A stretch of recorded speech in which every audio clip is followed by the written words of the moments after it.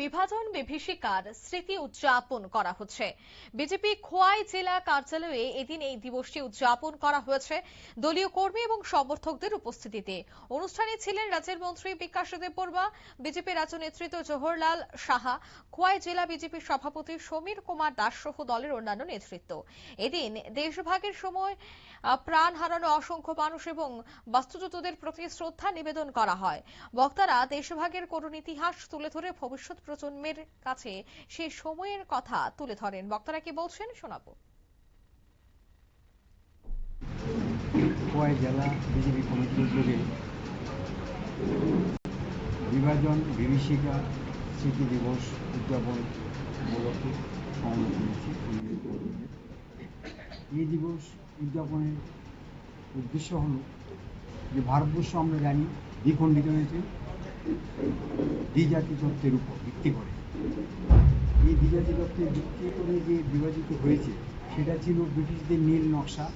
সেই নীল নকশার সফল রূপায়ণ করতে গিয়ে ভারতবর্ষে যে বিভীষিকাময় পরিবেশ তৈরি করেছিল সেটা ছিল বিভিন্ন জায়গাতে রায়ত সৃষ্টি করা, দাঙ্গার সৃষ্টি করা, যেমন কলকাতার রায়ত, নোয়াখালীর রায়ত, আর অন্যান্য স্থানে ভারতবর্ষে এই কার্যকলাপ চালিয়ে গেছিল ব্রিটিশরা, যাতে একটা ধারণা সৃষ্টি হতে পারে এই দেশে পাশাপাশি হিন্দু সমাজ এবং মুসলিম কমিউনিটির লোক থাকতে পারে।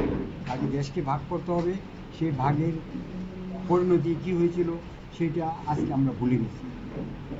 1947 সালের 15ই অগস্ট আমরা প্রথম স্বাধীনতা দিবস হিসাবে উদযাপন করেছি, কিন্তু ওই সময়েই পাশাপাশি যে অবর্ণনীয় বিভীষিকা তৈরি হয়েছিল, রায়ট হয়েছিল লাহোরে। আমরা জানি লাহোর থেকে যখন ট্রেন অমৃতসরে পৌঁছে সেই ট্রেন থেকে কোনো যাত্রী নামছে না, সাধারণ লোক এগিয়ে গেছে। কি ব্যাপার?